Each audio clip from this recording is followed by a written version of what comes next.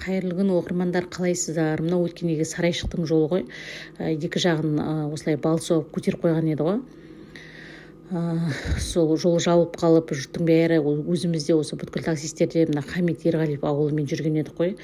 Енді қазір сол жолдың бәрін тегістеп жасап қойды. Смело өте берсеңіздер болады. Яғни бұл дейтін сіздерге түсінікті болу үшін айтайын, Атырау-Орал трассасы. Міне осылай катокпен бетін тегістеп, астына асфальт қойып жігіттер, Алла разы болсын, жақсы жұмыс жасап жатыр.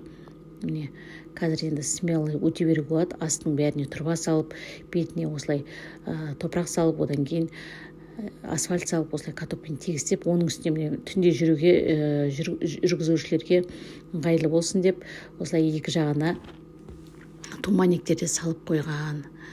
Бұл Атырау-Орал трассасы, Сарайшық. Яғни Сарайшық 444 километр.